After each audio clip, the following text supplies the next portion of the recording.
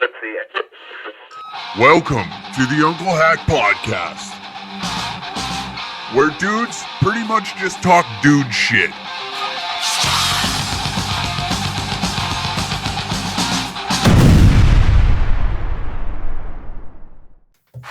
Oh, baby, we are back in Canada. Woo! Life is good. Not really. Freezing our bags off. Just back fresh off a corporate down in Cold Lake, Alberta. And after a tornado down in Texas. Daddy. Yeah. Where to begin? Yeah. Well, let's start with the travel down there. You got in 1 day earlier than I did. Which landed you where? Look, I got in like 2 days earlier than you because you got in at fucking midnight. Lost a whole day. Yeah. That's how lovely flying out of Edmonton is. Yeah. Also, we're flying out of Calgary. But yeah, I got there just about 2 days ahead of you. So I got to kind of get settled, get my feet under me at least. Yeah. Before the circus arrived in you on Thursday and then Brett on Friday. Yeah. And then our first show was Saturday. Yeah. At the Sunset Strip on East 6th Street, which is like, or just 6th Street, I should say. It's the party zone, all the comedy clubs. You got like the Mothership, the Comedy Mothership, Sunset Strip, Vulcan Gas Company. Creek in the Cave, yeah. Those are like kind of like the four main big ones in that area. And then a plethora of clubs all over the city and stuff like that, big and small. And yeah, whirlwind. My head is still spinning and I haven't even unpacked. I got off the plane the other day. We were out there for 3 weeks and it was supposed to be like 2 weeks. And then we ended up basically extending it an extra week because things were going so mightily out there. Yeah, it was nice. Weather wasn't what I expected, but this podcast is not talking about the weather. Thankfully. It absolutely is not talking about the weather, but let me tell you, it's almost 3 degrees Celsius in Austin right now, and those poor bastards are going to die. We were hoodies and fucking pants. Leather jackets. Yeah. The only thing that I blew it on, and I'll never do it again, is I have like these nice finely tailored leather gloves. Yeah. Which are, a little bit warm. And I was like, well, won't be needing these, and tossed them out of my bag like they were going to save me a huge amount of weight. And the whole time I was there, I was like, every night in Austin, I would have worn those fucking gloves at night because my hands were cold the whole time. It was like, it gets down to like 10, 11 degrees at night and you're warm, you run hot. You're a big boy. Yeah. Not a fat danger cat, but a muscular one. And I was fucking cold the whole time I was there, actually. What do you think of all the fucking fatties down there? In America? Yeah. Astounding. Like we go back to Minnesota, which was like a couple months ago. That was our very first American date. And we were only there for like a couple of days. Those people consume. Yeah, it was ridiculous. Like you take your most fat ass slovenly Canadian and they're like, that's the average boy. Rookie numbers down there. Oh my God. It blows my mind. They look at our fat asses and go like, hey, this guy's ain't so bad. This guy's in shape. Gross. We in Minnesota, we were walking through the Mall of America, and I'm not being vain in any sense of the word, but we were by far the best shape people. Yeah. That were in the fucking Mall of America. There may have been like a couple of guys that they had some buys on them, but they had a spare tire going around their waist. Like there was nobody that was actually fit. The worst part was the women is like anybody that would remotely turn your head was like severely underage because they hadn't grown into their fatness yet. And it was like, is that an issue for you? Look, I'm a stranger in a strange land. Oh, look who's calling now. Fucking Brett Forte. Gross. I'll put him on for a quick second. Just tell him we're on the. Yeah. Hey there, Chief. You're live on the unclehack podcast. We'll put it to the mic. Are you guys recording right now? Yeah, live recording. Okay, what a great time. Finally. Other side of the mic. No. Other. Oh. There you go. Uh-oh. Nowhere to put the phone. No. Come on, Nana. All right. First off, while we're on the podcast, we have something to discuss with you, Brett. Is that sorry about the spotlight. I get it. No. Hey, that's not even an issue. I haven't even got to that one yet. First things first is we're going to talk about your Jewish foreskin phone plan that he has. We had to get a hold of this guy for the last 3 weeks on fucking Gmail, trying to get a group chat going on and talk about business on the road here, and we can't even get a hold of him. So. iPhone -14. Unreal. Yeah, it was unreal. Like, that's what he's getting for fucking Christmas. An iPhone? No, I'm going to pay the fucking $5 a year it costs for cross-country phone. Anyway. Yeah, the way my plan is now, it's $12 a day for roaming. So I just bought like 10 gigs of data, and that served me just fine. And I was under the same roof with you guys for the 3 weeks. So we got to... Yeah. We'll talk. We'll talk about it at the next business meeting tomorrow. Sweep it under the rug. Yeah, we got a lot of good news. Hack has been tearing it up. We got exciting news and whatnot. Yeah, I know. He's been on fire with the bookings, and next year's looking nice. Yeah. How was your corporate? So we did a corporate last night. Right. All three of us might as well discuss it. Yeah, I locked up the goddamn phones for one. Oh my God. What company was this for again? It doesn't matter. It's an oil field outfit, and there was about 70 people there. Daddy's walking around arguing with senior citizens about a phone going in the bag, and these old boys are like, I can't give you my phone. I fucking lose it anyways. I don't like these things, but I need it. Put it in the bag. And I fucking made them all put it in the bag. It was good. How many? 70 many people? 70. Holy shit. Yeah. You're insane, dude. You're insane. I know. Well, hey, we haven't run a Danger Cat show without the phones locked up in fucking like 2 years practically. So what difference does a corporate make? It's a show. And we gave them a show. There was some high up bosses from, we won't say the name of the major companies. Let's just say their offices are in Calgary. Okay. And they were at the back of the room, and then at the the one lady that booked us, that's their biggest paycheck. And so she said she was sweating bullets the whole show because we gave them a danger room. Oh yeah. And at the end of the show, the one consultant of this major oil field company came up to me and goes, "Finally, some fucking comedy." When they said that we were having comedy here, I was just thinking to myself, for fuck me, here we go again. Another dipshit telling fucking knock good jokes. And he's like, "That was fucking awesome. You guys rule." So Thank God. Yeah. Thank God I locked up the phones too. If it went bad either way, we were covered. Yeah. Yeah, it sounds like there's about a $70 million deal on the line. Oh, yeah. Kept it together. And we won them over. Yeah. Wow. Well done. Who went first? Who went second? We put the pit bull first. Yeah.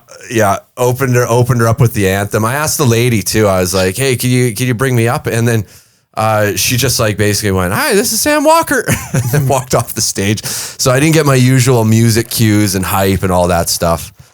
And I don't have that flag anymore for good reason. It was one of the few. It was one of the few corporates that reached out and said, "We're looking for X-rated." So. Well, they got triple X rated. Yeah. I appreciate that, forwarding that. And we just got to approach these as we'll do them once and then never get them again. So it was much more fun that way. Even if you do great, you're not invited back anyways. Like, it's a one and done regardless of how well it goes. So it's best to stir it up a little bit anyways. Did you get footage? Of course. Because I'm not there.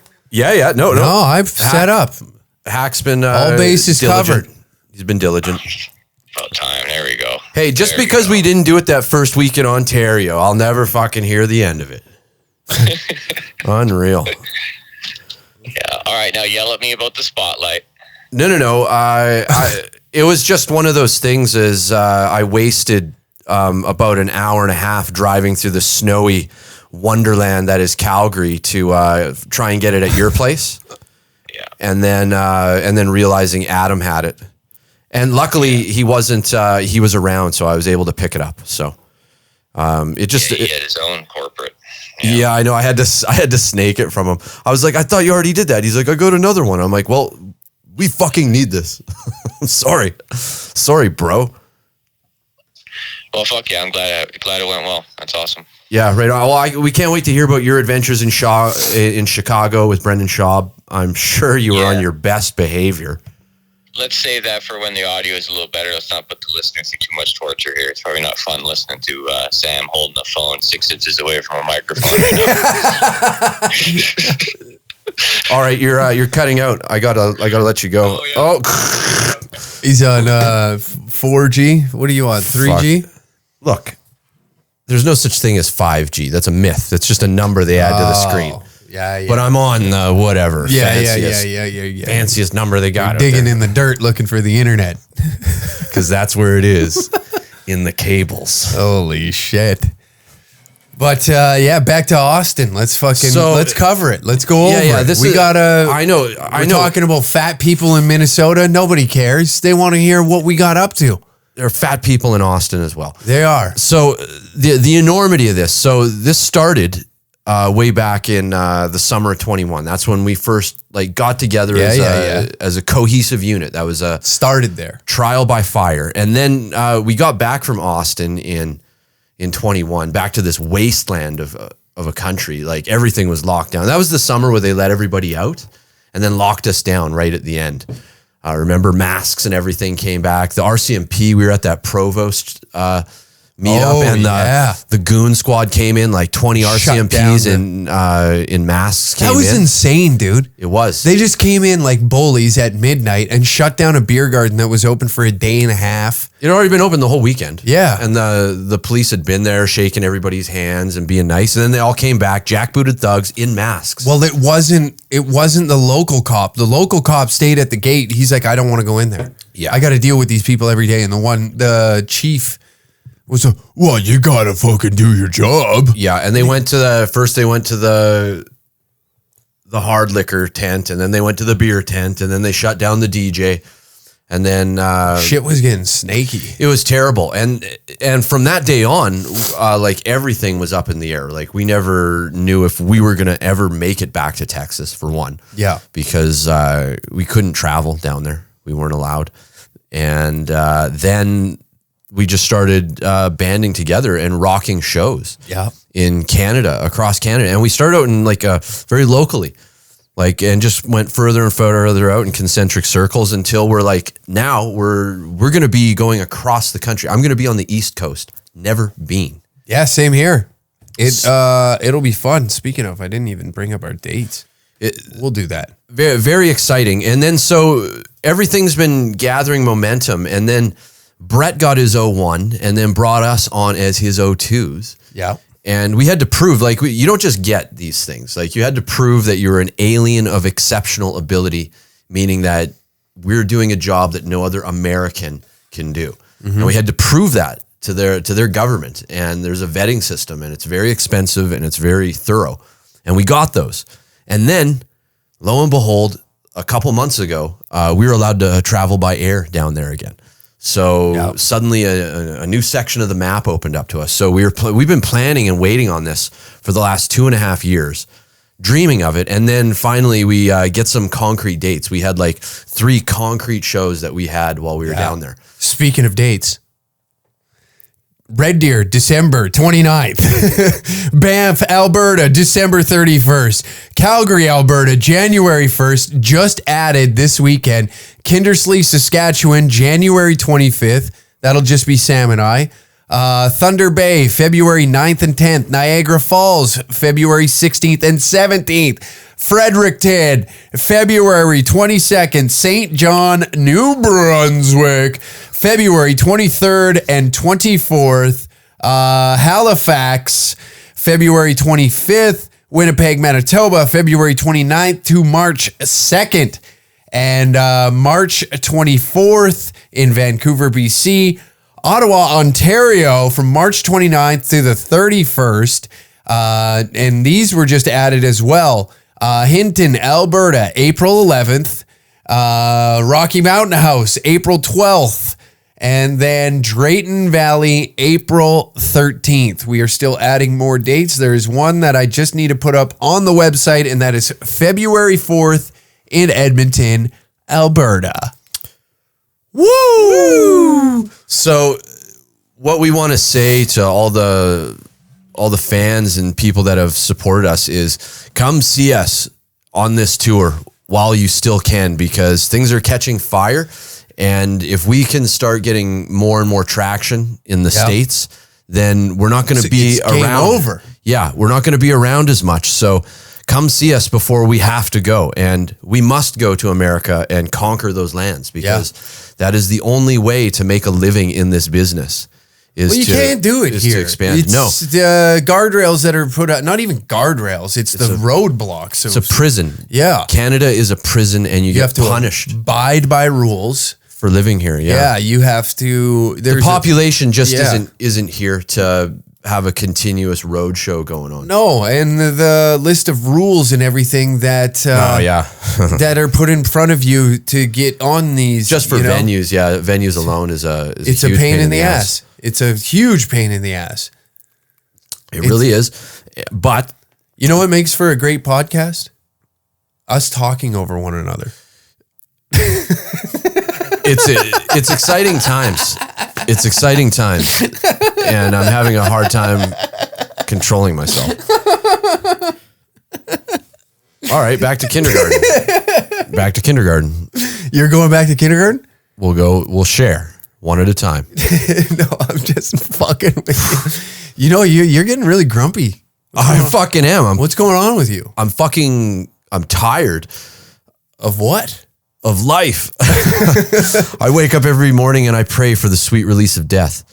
Oh boy. Well, it's not getting that bad, but are we annoying you that much these days?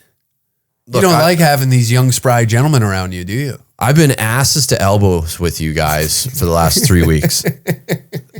I couldn't even breathe without running into one of you, which I couldn't even sneak a fart out. I didn't mind. Because we were on the job. We do live with one another quite well. And most people I don't think could do what we do. No, but it was a singular goal in mind, and I like looking out for you guys. I may be a hard ass, but I just want everybody to be comfortable, safe, and healthy.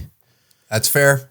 And that's I could get a little annoying sometimes, and you can get a lot annoying sometimes. To who? You? Yeah. You don't like having fun? I enjoy having lots of fun. I don't think you do sometimes. I think you hate fun. I was trying to maybe catch a little nap, and this fucking guy had yacht rock blasting off for 2 hours. Couldn't get a moment's peace from Dallas all the way to Austin. You're telling me you don't like yacht rock? I like yacht rock, but when you're singing and rocking out to it, it's a bit much. It was a bit much. I thought we were having a fantastic time until I looked over and seen your scowl on your face. You were having a fantastic time. Yeah, I thought everybody liked Steely Dan, but I guess I'm wrong. Forgive me. I respect Steely Dan. That doesn't mean I have to like him. God damn it. First show in Austin, Texas. As a visa holder, Sam, how did it feel? It was amazing, but also the roller coaster of emotions. It was a bumpy ride, wasn't it? Yeah, there's so much preparation goes into this stuff. Totally. And you don't know what's going to happen until game day. Right. And it was just known unknowns. We were going into the unknown. Yeah. And we had a top-notch venue in the Sunset Strip had put us on at a 7 p.m. show on a Saturday. Yeah. And we called in like all our favors, all the people we'd met in Austin in 21. We were messaging them furiously. We were giving like comp tickets to Uber drivers. Yep. Like whatever we could just to get asses in those seats. Cause I know once you get the asses in the seats, the show goes on. Yeah, it'll go on. It's a good thing you have a happy-go-lucky young man like myself around, because you two had your fucking faces in your palms. It was depressing to look at. It was like watching, I hate to say it, but I might be the psychopath that enjoys seeing his friends get exploded in war times because I was still chipper. Well, 15 minutes before showtime, we're looking out that curtain and there's 2 people in the audience. It was an AA meeting. It was bad. It was bad. Brett was like morose. He was morose. And he was like, if the audience goes to the washroom, I lose 50% of it. Yeah.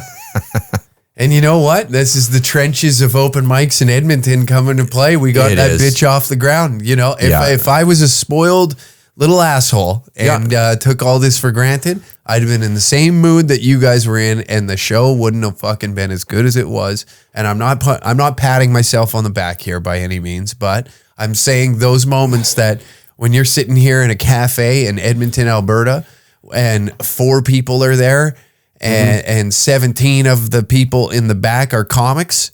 Yep. And you have to entertain 4 people with your stupid fucking jokes that you think is funny. And meanwhile, that they were there to catch up from high school and they get ambushed with open mic comedy of like cum jokes that they've heard probably a million times at a job site or fucking got a few guys in the HR room. It made it sweeter for me. Yeah, it was. And that's how you prepare yourself for the tough gigs on the road. A lot of comedians collapse once they're, they do well at these curated mics in their city with their friendly pals.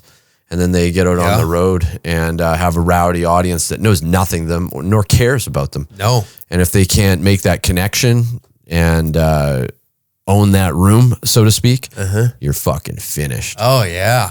And you know what, man? All I could think in that moment, like even looking out and seeing that, it's like, you know what? I'm in Austin, fucking Texas. I don't give a fuck right now. I am going to give them motherfuckers exactly what they came up here for. I flew my ass all the way down. I don't give a fuck if there was just the staff in there. I'd ask them to come sit down and enjoy this. Yeah. And that, at that point, that was who was going to be enjoying the show was the staff. But by the time showtime happened, there's like the front road filled up more than a dozen people, and the doorman down on the street, Barker's fucking Yonder Wizard. Shout out to him. Yeah, he started. All those boys at the Sunset Strip are solid guys. Ray, Mikey, Yonder, Mikey, fucking. There's 2 Mikeys. Yeah, what's the other big guy's name?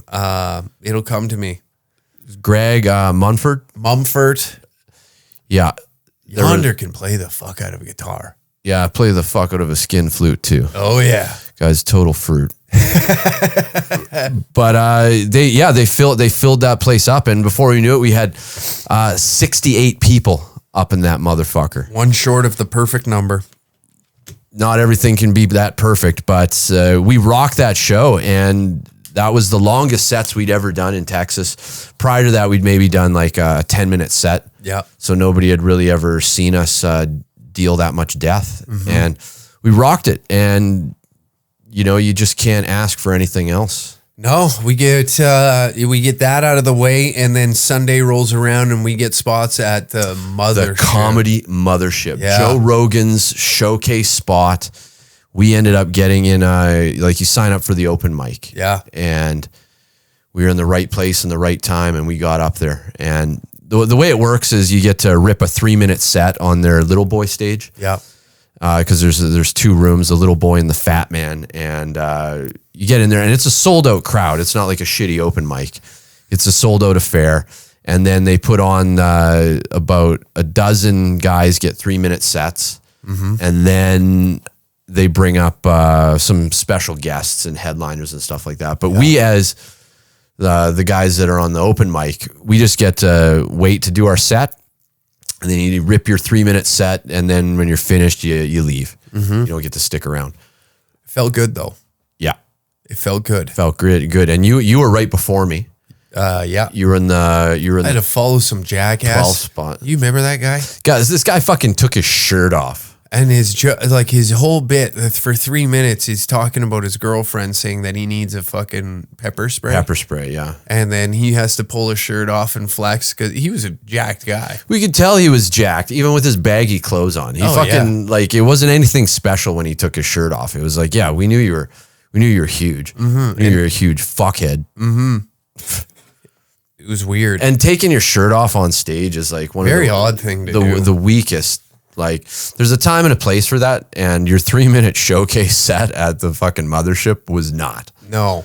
That guy will be going Especially nowhere. when you're audition. That's like an audition, right? It really is. And you're being shot by like 6 high definition cameras from every angle.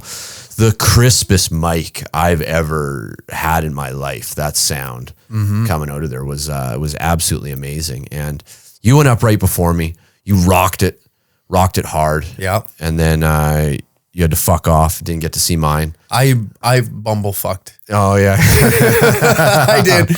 I bumble fucked. I pretend like, oh, I forgot something. And then I was pretending to look because I just wanted to see, like, I got to catch a minute of your set and then like walking by and giving fist bumps. And a couple of the door guys were like, I like that shit, what you did up there. Yeah, it was cool when you get the door guys because they see everything and everyone. And being as the other really nice thing was Austin was big shout out to the Austin comedy community at large for taking such great care of us. Yeah. They were really generous with the spots and the time. And opened up their arms quite quickly. And you know what? It was great to know that a lot of them remembered us from 2021. Because, you know, that is 2 years goes by pretty fucking quick. Yeah. And for them to remember your name. Yeah. It was a nice touch. And within a week, all the door guys on the strip knew who we were. And so we could come and go, have comedians privilege at the back of the room. And we kept it super professional the whole time. Mm-hmm. And by that, I mean, we no booze, no booze at the shows. Absolutely not. No, because the drinking culture in the comedy scene is pretty repulsive. It's ruined so many people's like sets and their attitudes and stuff like that. I enjoy having a couple of drinks. Don't get me wrong. I'm not saying like I'm abstaining from alcohol or I don't enjoy it. But when you're on the job, and we were working down there. It's go, man. There's no time to fuck around. There's no time for hangovers. There's no time for sore throats. It's hard enough to get a good night's sleep after the adrenaline's coursing through your veins. Yeah. And we hit as many podcasts as we could while we were down there. Yeah. And like every day we had something major going on. Like there was never a day where, we're just off. We never got that option, which is fine. And the time, like, I know we're talking really fast here, but the time was just flying by, but it felt like 18 days felt like 3 to me. Also, it felt like 2 months in Canada. Really? It went by so quick to me, man. It did, but what we got accomplished and what we were doing, like, it was just like... I see what you're saying, yes. It did fly by, but it was also like the amount of things that we got done and the things that happened were truly amazing. Yeah, fuck yeah. Took the words right out of my mouth. We've been doing that a lot lately. Well, yeah, it's only going to get worse. It was awesome too. Comedians down there and fans got Uncle Hack and I mixed up. Yeah, on the reg, and we just go with it now. Mm-hmm. Like I just graciously. I get actually insulted because my legs are much thicker than yours. They're sturdy. They are. You got these little skinny toothpicks, and it hurts me inside that. Yeah, well, I've spent years building this ass, and then I got old flatbread fucking Fred over here because they're looking at your fucking dick sucking party lips and mustache, getting it mixed up that way. Yeah, well, when I insult you, or and I say something that makes you put your head down, you should be able to see the tree trunks that fill out a nice pair of jeans. Yeah. Well, have fun eating that much meat to maintain those. You get but one asshole. Enjoy it. Yeah, I will. Yeah, don't do your little fucking I got you moment there. What are you talking about? Holy shit. These suckers are built to last. Yeah, I know. And stand-up comedy is an upper body game. I've seen you trip over mic cords, fucking mic stack. When? Let's talk about it. Let's get the footage. We have it. Footage or it never happened. Oh, yeah. Okay. Okay. I've seen you get tied up in the flag. I know what you're talking about now. Old boots.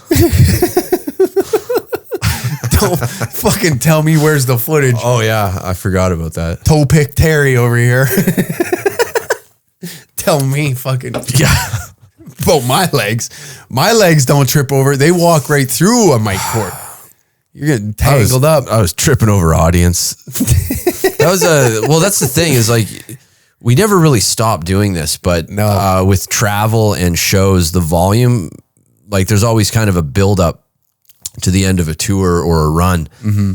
And like, I know you got home and had like basically like a day to rest, and then we were back on it. Like I got home on Thursday afternoon, and then Friday at noon, I'm tracking down equipment and loading up gear, and I didn't even have a chance. I didn't even unpack.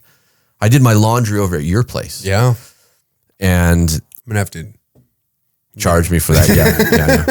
About $1 a wash.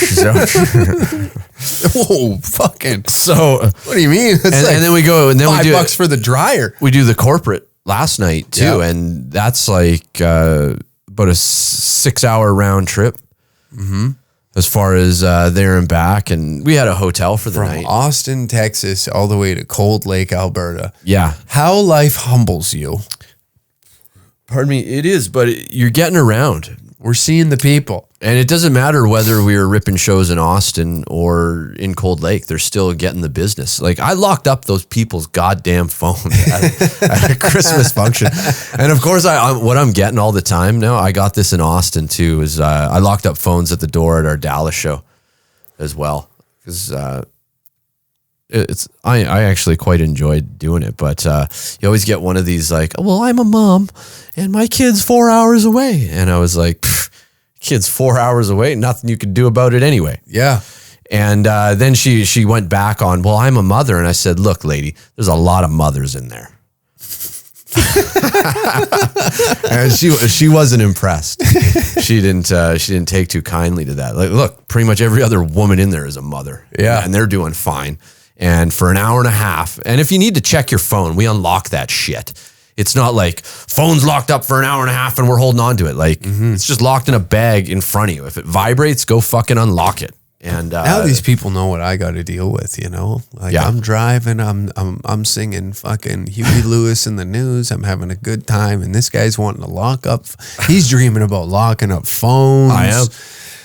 Terrifying mothers that can't call their children, and I'm over here just trying to sing some goddamn songs on the highway, and I got fucking what a Hellboy beside me.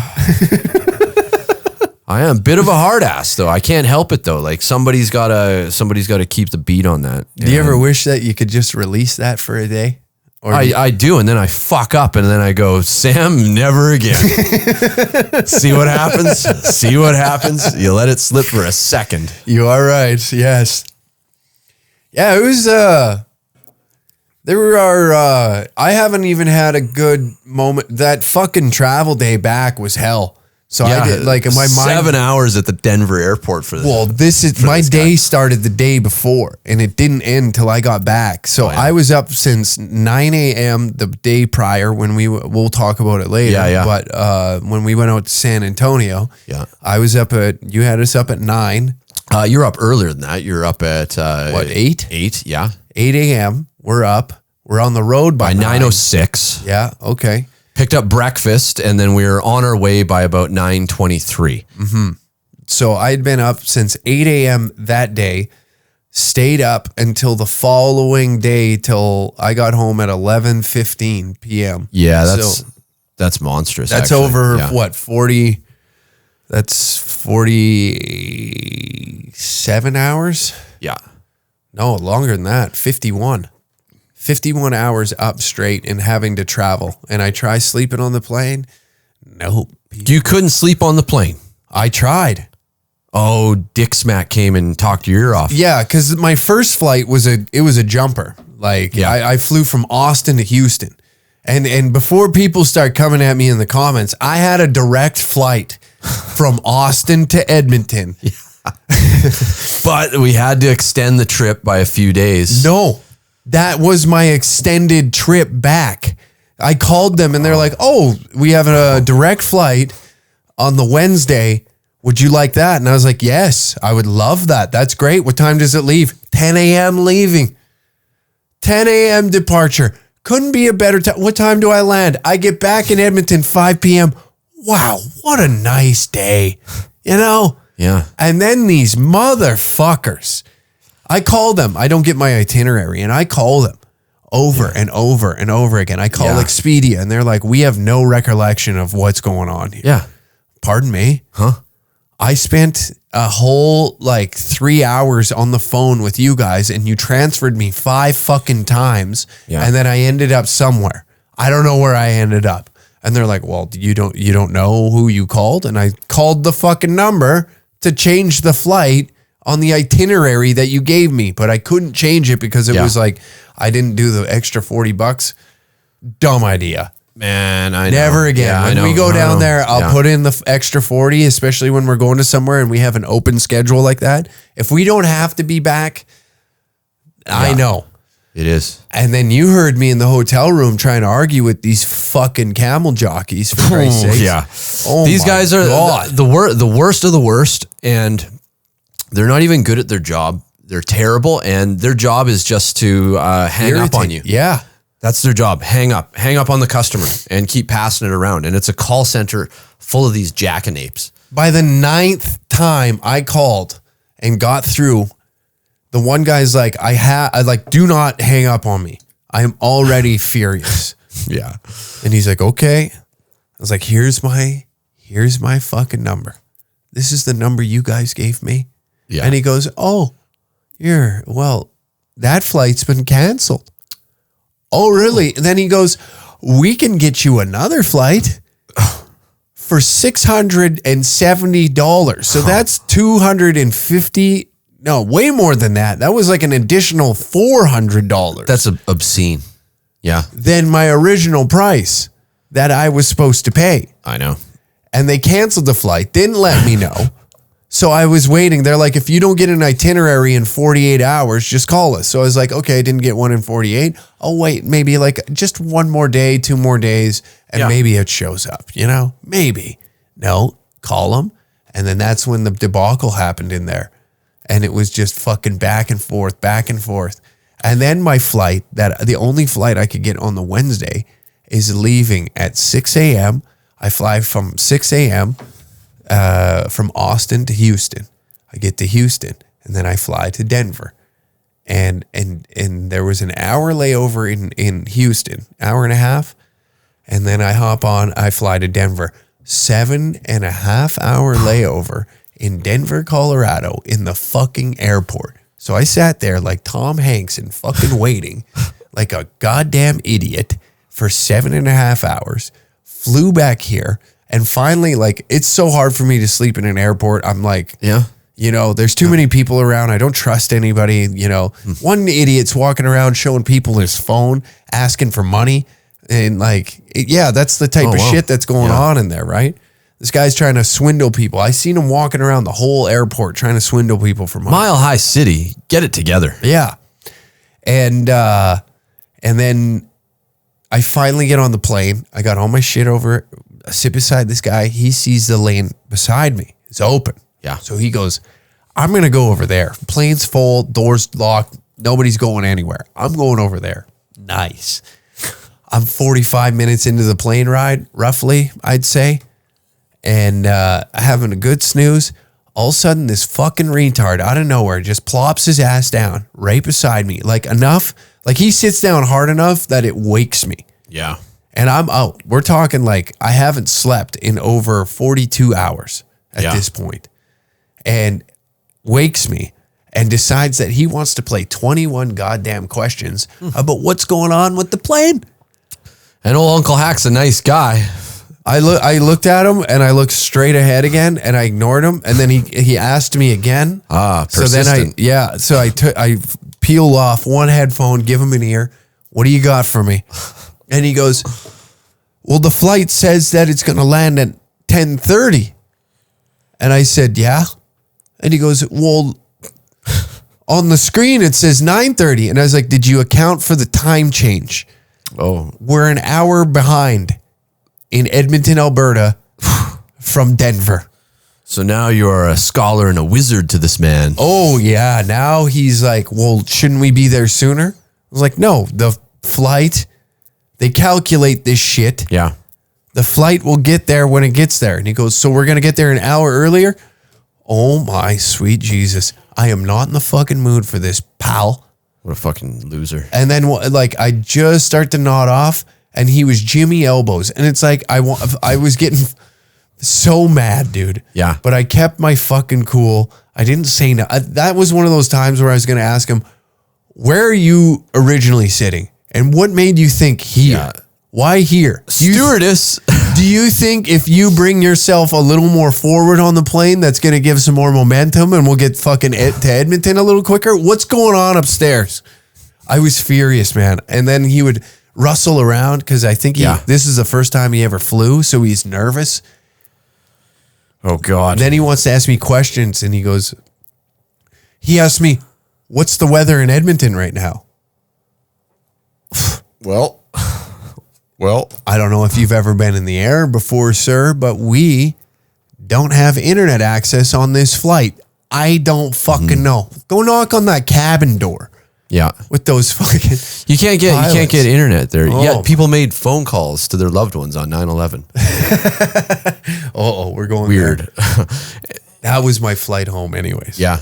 Should have brought that up. When? With that fat fuck sitting next to you. About 9/11? Yeah, I just started fucking with him. Yeah. Whatever. You know what? He's not even worth the waste of air coming out of your lungs on. No. All I wanted to do was like, I threw on my headphones and I was trying to sleep. Like, give me an hour. And it was just hell. And then I get sick. Oh, gross. That whole time awake, it was what fucked me. I know that for a fact. No, not getting sleep is a death sentence. That'll kill you faster than not eating or drinking water. Mm-hmm. Sleep deprivation is a very powerful tool that the system uses to fuck with you. Oh, totally. And that's part of the reason we go so hard on the road is to get those nights of sleep in so that we're ready for whatever we got to take on the next day. Mm-hmm. And sleep is a huge luxury. And so when we can get it, we fucking take it. We're not lazy about it. That's why I know I built this brand off of being a shitbag and a bit of a piss bag, I should say, more so. And as time prevails and we power forward, the sauce, it was my major detriment. Yeah, and it got you to a place, but it was unsustainable. Totally. And hearing your trials and tribulations of the amount of money that you made and lost over the years, like it's truly astounding and fucked up, but also you learn from your mistakes. Yeah. And a lot of people just go through life, keep making the same mistakes. Mm-hmm. And look, heavy metal, heavy women, heavy drinking. Yeah. That is the motto. And we stand by that lifestyle. But when you, the paying customer, come to the show, you know, you're taking a night off, you're buying tickets, you're going out. Mm-hmm. You've probably got a babysitter. Yeah. And you've invested in the night and you're going to drink and have a good time. And it is our responsibility to provide that for you. And if we're fucking drinking like you are, you're not going to get that quality show. It's going to be a ripoff and you're not going to want to see us again. No. And you're never getting the same show twice. With the three of us performing, we're never doing the same jokes in the same order. You're always getting a unique show. Yeah. Every time. So it's and worth. You never know what's going to happen. You don't. You never know what's going to happen. And that's what I like about our show is one could be tame. They're the ones where we're like preparing for battle. Yeah. Those are always the nicest crowds. Yeah. They're always like polite and we're going out there and like we're ready to rip them to pieces. It's like it's like poking the tiger, and then I know, and then everybody's like sitting still, and the tiger can't figure out what the fuck is going on. Whose head do I rip off? And then the most unassuming, nice places turn into the wildest dog fights we've ever been in. Oh my God. You walk in, this is going to be a nice show. This is going to be, and that's like the curse. You know what I mean? It's like saying, nice, we're going to get a shutout tonight, when it's like, no, and you never, that's many people's last mistake, is they underestimate. So that's why you come in always ready to deal death no matter what. And most of the time it works out just fine, having that level of intensity and being able to put forward that energy. If we were sitting there, beating off first thing in the morning, all drained of our fluids and lifeblood, and, smoking cigarettes and drinking beer and fucking up, we wouldn't be able to do this. No. You got to have that. You got to have that edge. Yeah. Yeah. I've learned that quickly. He's got thick legs. Well, I got thick nuts.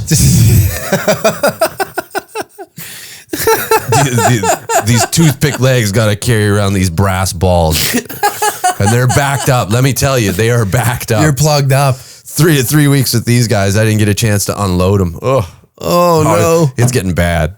It's getting bad. Holy shit! It's gonna look like a fucking what does Rouse say? A can of mushroom soup? Oh, it's a fire hose. Oof, it's a fire hose. It's terrible. Ooh, that poor lady. Oh. Poor nice lady. Shampoo her like a buffalo. Yeah. But they enjoy it. I enjoy it. And there is a release at the end of the tunnel when it does happen. But it takes a lot to get to that point. You can't just be running and gunning out there. Just keeping track of the time. How long are you running a show these days on the Uncle Hack podcast? An hour. We're at 45 right now. Beauty.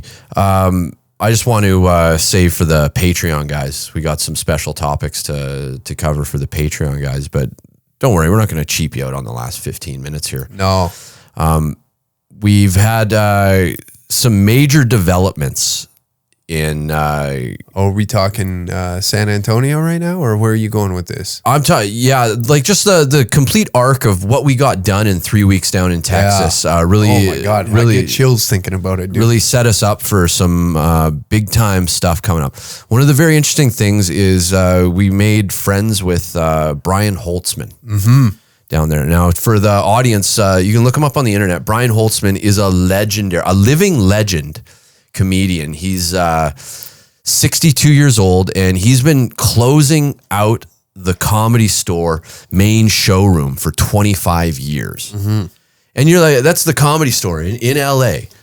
And where everybody was. He's now in Austin at the Mothership and ripping his own shows and whatnot. But there was a documentary done about the Comedy Store a couple of years ago that Brian featured prominently in the segments, and you kind of the world got a glimpse of what he is.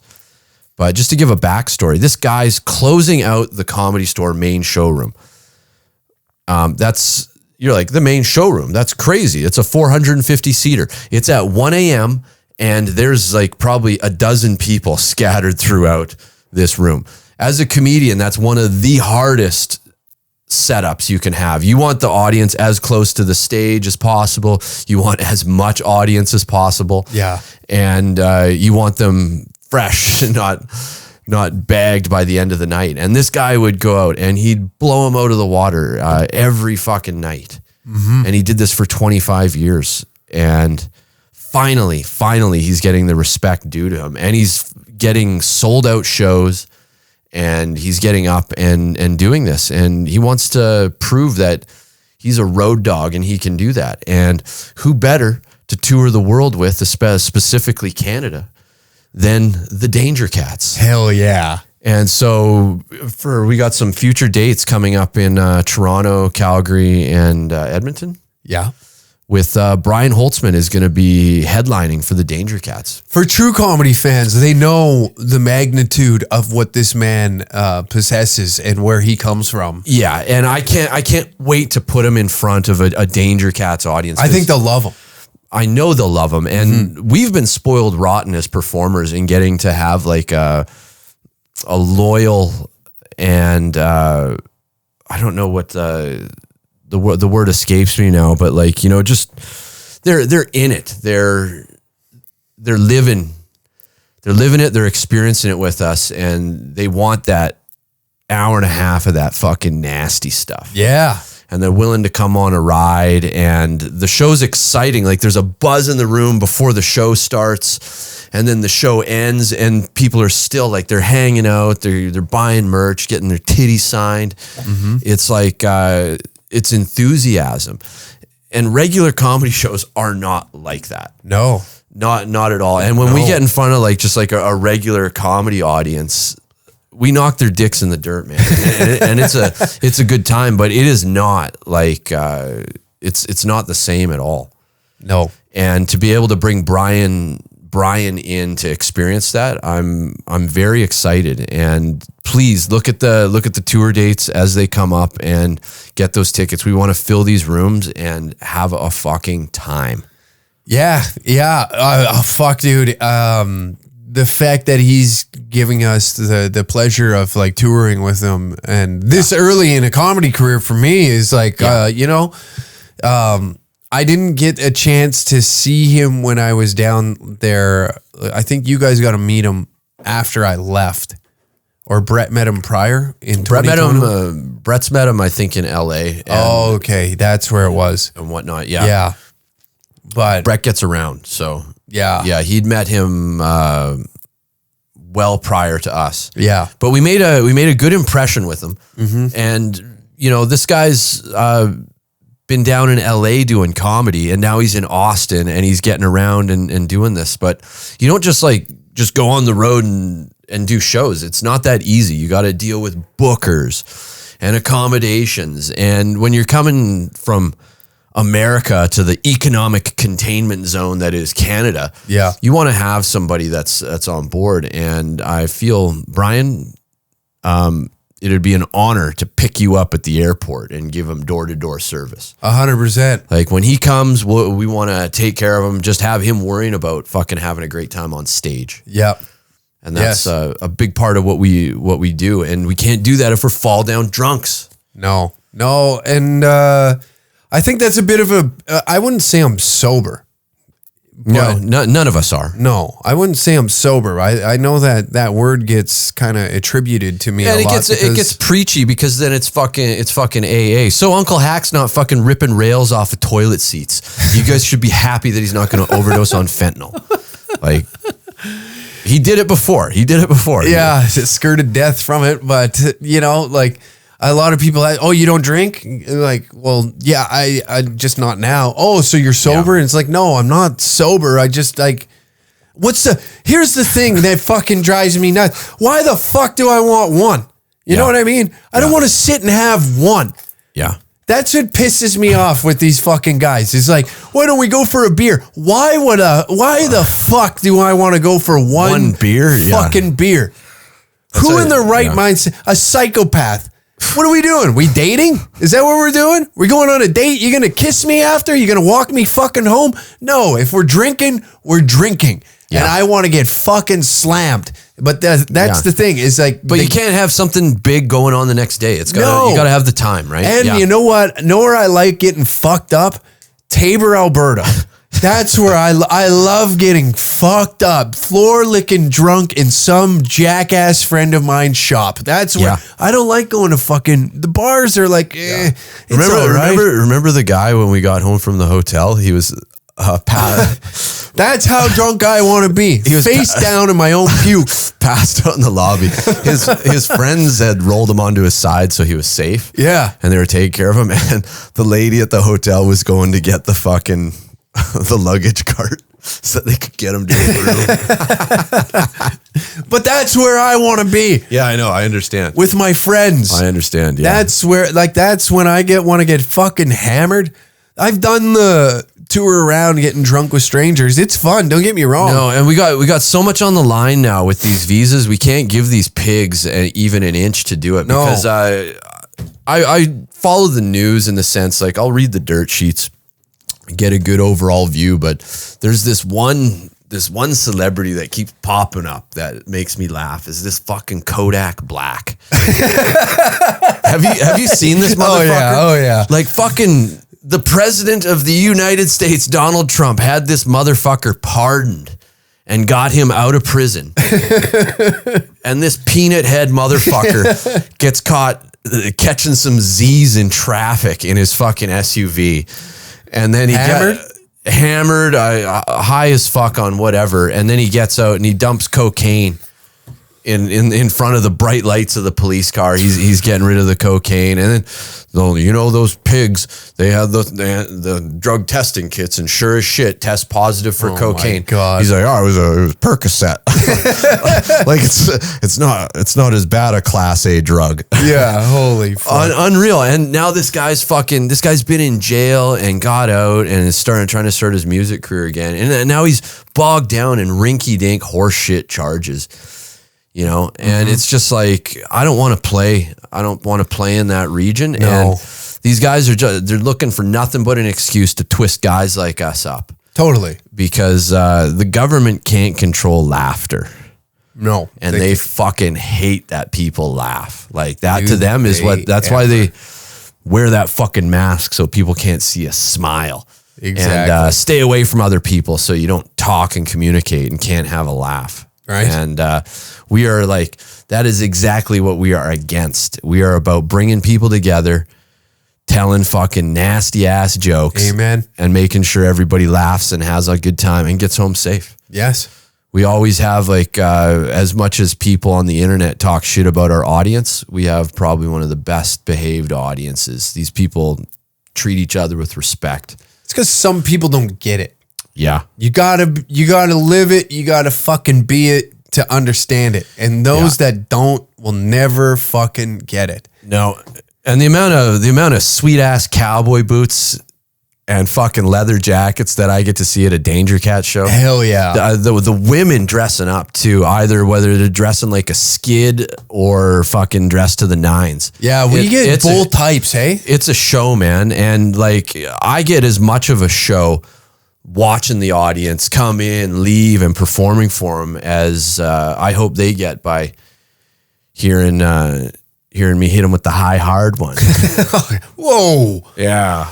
Unreal. The audacity of you to say that on this show. Do you know that this is a clean show? Yeah, this ain't no drag time story hour. Keep it clean. Yeah, exactly. Sorry. Kids listen to this. Well, the Patreon.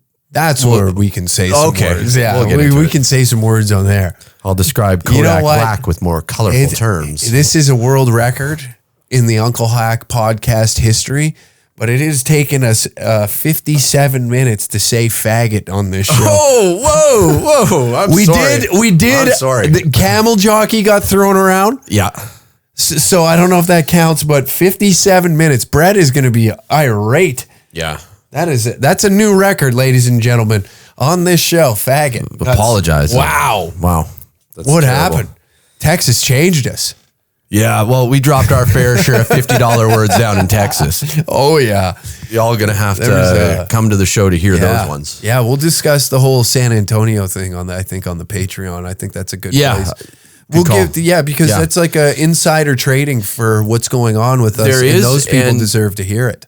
Just know that our lives and careers will never be the same after these 3 weeks. And you as the viewer and as somebody that's witnessing the journey, get ready. We're gonna blow your hair back. You're not gonna believe what we've been getting up to and where we're going with this. Not only has it happened, what's gonna happen. The fallout from it. It's very exciting. Yeah, it's insane. Yeah. But anyways, let's thanks for having me. Yeah. Well, we're going to switch over to the Patreon now and we'll continue this conversation. So if you want to head on over to patreon.com/DangerCat69. I know some of the folks have been mad. They were mad at me, Sam, because I've been a bit absent. It was really tough to track down podcast equipment and line all that up. I was just missing a few key pieces when I was down there. It's very hard to, I don't want to pack this Rodecaster with me. I just don't have the the right tools or the right suitcases and whatnot, and the way they treat your luggage. You don't want to give an inferior product, and this is technical equipment. And let me tell you, they're like gorillas with Samsonite suitcases working at the airport, man. They do not give a fuck. Yeah, so I got a few pieces that I need to add to the collection, and then I'll be able to podcast on the road with you fine gentlemen. Yeah. But for those wondering, 2 episodes dropping this week. This one will be first. Yeah. And then I'll get back into the regular programming, and 2 extra episodes dropping as well. Isn't that nice? You know how hard I work? Yeah, that's good. We know how hard you work because podcasts ain't easy. You gotta eat your vitamins and say your prayers. Yeah. And make sure you're there. We had Suck your hogs. Hogwash coming in. Woo. Remember the Lost podcast that we did in Texas? Yours Lost podcast. The Lost podcast. Yeah. I'm coming in hot because Hack and I we're tight on the road, and sometimes there's just miscommunications on things.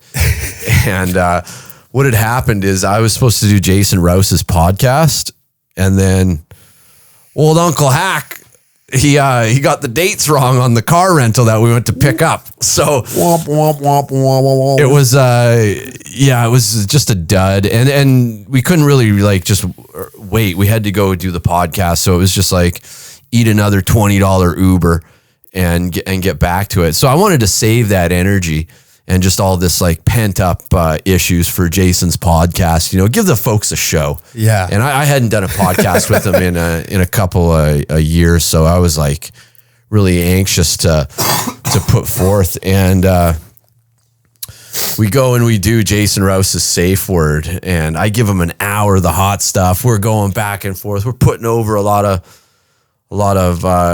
unrecognized talent and having a good time, and Hack's jumping in, defending himself. We had some good back and forth there. And then we end the podcast, and it's whew, I'm exhausted. I'm spent. And then we review the footage. No audio. Holy shit. We look, and the fucking audio cord isn't plugged in. And Jason's it looks good. Oh my God. And I was that's fucking it. I'm out of here. And I walked out of that apartment and left you guys for a few hours. Yeah. I had to just get the fuck out of there. Yeah. Fuck. Anyways, head on over to the Patreon, patreon.com/dangercat69. Link down in the description down below. All ticket links are available on dangercatshop.com with all the dates. Yeah. They're up that we listed earlier in the show. So if you want to catch us live, Sam Walker, myself, and Brett Forte. Brett's missing on a few of those dates, but we'll have a little treat for those that come in attendance. Yeah, for sure. Yeah. So head on over to the Patreon if you want to hear what the real business is with what we got going on. It's have we started on the Patreon now? We're just switching over now. Oh, okay, gotcha.